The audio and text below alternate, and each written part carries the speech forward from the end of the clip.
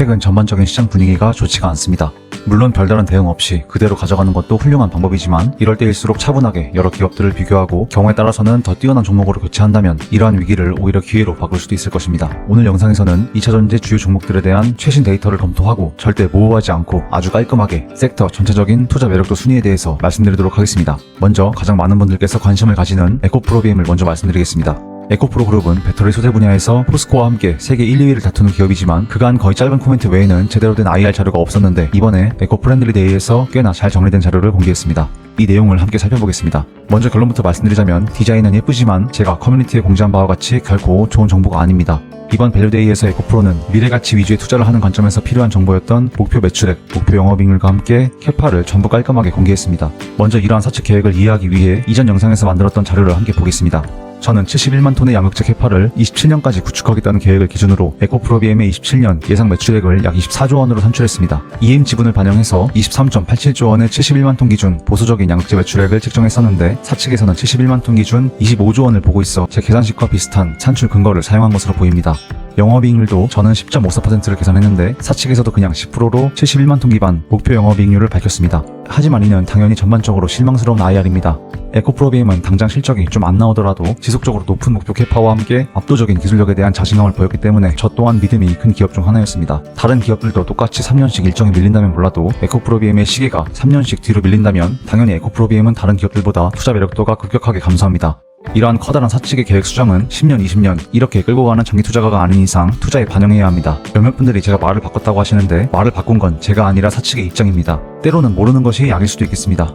하지만 대부분의 투자자분들이 2차전지 기업들에 대한 1차 주가 변곡점으로 26년 무렵을 생각하고 계시기 때문에 지난 영상에서 투자 근거로 말씀드렸던 27년 기준 71만 톤 캐파 확장에 따른 집중 투자 계획은 수정할 필요성이 있습니다. 물론 기존 계획 중에 38만 톤, 49만 톤 캐파 구축 일정 역시 3년 미뤄진 것인지는 불분명하지만 저는 그냥 전체적으로 3년씩 딜레이 되었다고 계산하도록 하겠습니다. 그렇게 본다면 우측과 같이 예상되는 매출액과 영업이익 값을 산출할 수 있습니다. 사실 이러면 2, 3년을 본다는 관점에서는 메리트가 많이 사라집니다. 가치를 보는 투자를 한다고 했을 때에도 이는 심각한 수준입니다. 사측에서 제시한 영업이익률을 적용해서 예상되는 영업이익을 산출하면 다음과 같습니다. 2.5조의 영업이익을 달성하는 시점은 2030년이며 기존 제가 에코프로 EM에 대한 BM 지분을 반영해서 산출했던 2.62조 원과 유사합니다. 그렇다면 에코프로비엠의 수정된 데이터를 기반으로 적정한 주가 수준을 함께 살펴보겠습니다. 38만 톤, 49만 톤, 71만 톤 매출 안정화에 따른 밸류에이션 모두 크게 조정받은 현재 주가 수준으로 볼 때 여전히 나쁘지 않은 업사이드를 가지고 있음을 확인할 수 있습니다. 가장 보수적으로 영업이익 멀티플 20배수를 가정하더라도 단연 어느 가격대의 매수했건 간에 매수가를 뚫고 크게 오를 가능성이 충분합니다. 또한 양극재 세계 1위 기업으로서 시장으로부터 더 높은 기대감에 따른 밸류를 받는다면 이 무려 100만원 이상의 주가 수준을 기대한다고 해도 큰 무리는 없을 것입니다. 다만 이 말씀은 드리고 싶습니다. 예를 들면 똑같이 사탕을 만드는 똑같은 주가의 기업이 있다고 해보겠습니다.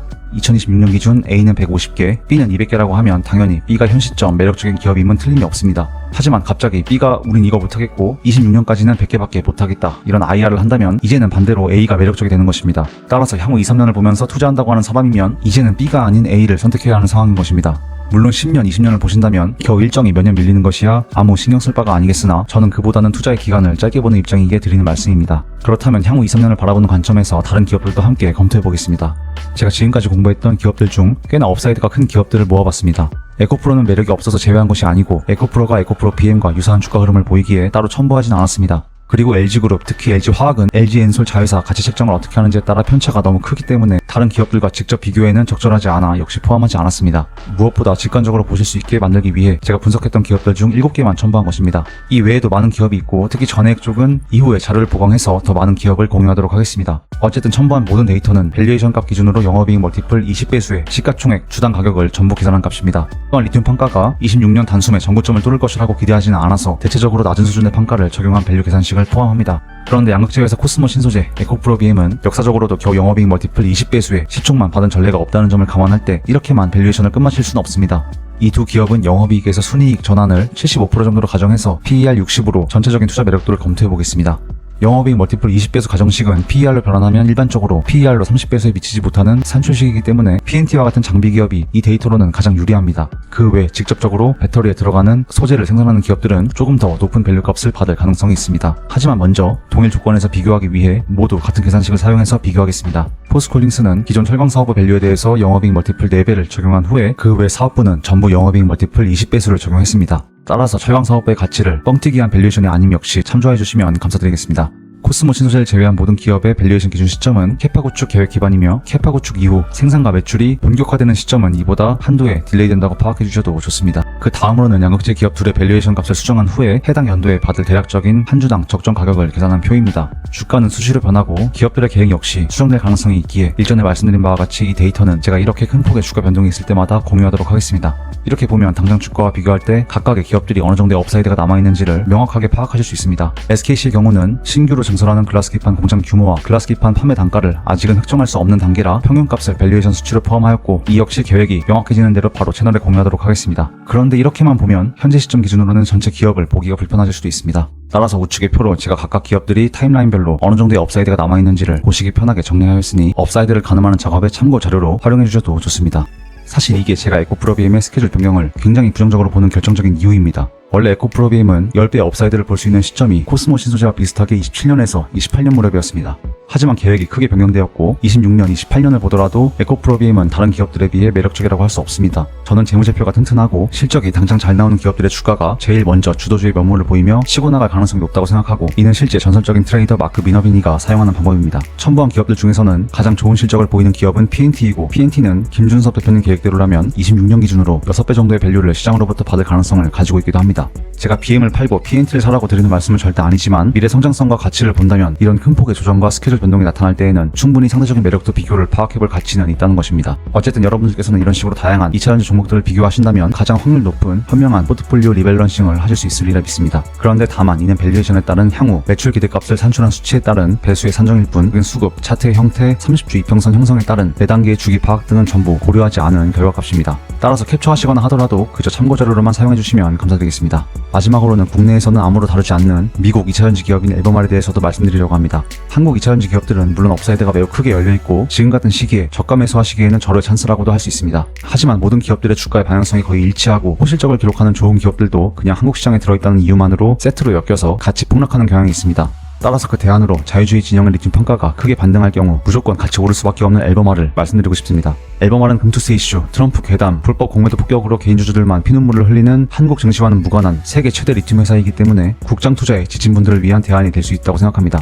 무엇보다도 향후 펼쳐질 전기차 시대의 베팅함과 동시에 피곤한 국장을 탈출할 수 있다는 점에서 아주 매력적인 선택지라고 보고 있습니다. 트럼프 괴담으로 폭락하는 한국 증시와 달리 앨범알의 최근 주가 흐름은 합리적이기도 하며 지난번에도 말씀드렸으나 길게 투자한다고 했을 때 매우 훌륭한 대안이라고 할 수 있겠습니다. 따라서 함께 공부해보시면 좋겠습니다. 앨범알은 굳이 리튬 판가가 전고점 80달러에 미치지 않더라도 업사이드가 제한적인 기업이 결코 아니기도 합니다. 결론적으로 향후 2년 정도를 본다고 하면 중앙첨단 소재, NKM PNT가 가장 확률이 높은 기업들이라고 할 수 있겠습니다. 또한 후진 시장 중 하나인 한국 증시에 몰빵 투자하시기가 부담스럽다면 앨범알 역시 하나의 대안이 될 수 있습니다. 리튬에 투자한다면 포스콜딩스의 업사이드도 닫혀있는 것이 아니지만 포스콜딩스도 한국 주식이기 때문에 이미 국장 투자 비중이 높다면 저는 앨범알이 조금 더 낫다고 생각합니다. 또한 코스모 신소재 사채 가이던스는 양극재 판가 약 2만 달러 정도를 기반으로 한 PER 60배수 가치 책정입니다. 반면 에코프로비엠의 매출액 산정은 2차전지의 적대적인 애널에 밝힌 NCM, NCA 양극재 톤당 단가 42,226달러를 기반으로 했습니다. 따라서 코스모 신소재 계획이 또 BM처럼 크게 변동되지 않는다면 똑같이 같은 단가를 적용을 한다면 28년 기준으로 20배, 30년 기준으로는 34배라고 할 수도 있겠습니다. 하지만 최대한 사채 가이던스를 따르기 위해 보수적인 수치를 적용했으니 이 부분도 양극재 기업들을 비교하실 때 염두에 두셨으면 좋겠습니다. 자, 그렇다면 오늘 영상은 이쯤에서 마무리하도록 하겠습니다. 마침에 혹시 구독과 좋아요 더해서 알람 설정까지 눌러주신다면 앞으로도 개별적으로 하시기 어려운 분석 작업을 돕는 이러한 자료들을 가장 빠르게 받아보실 수 있습니다. 이후에도 저는 알강도와 다름없는 여의도 친구들이 아닌 오직 개인주주 여러분들을 위해 또 열심히 자료들을 공유하도록 하겠습니다. 그렇다면 저는 더 좋은 다음 영상으로 인사드리겠습니다. 여기까지 긴 영상 시청해주셔서 감사드립니다. 흔들리는 주가와 관계없이 오늘도 행복한 하루 보내시기 바라겠습니다. 감사합니다.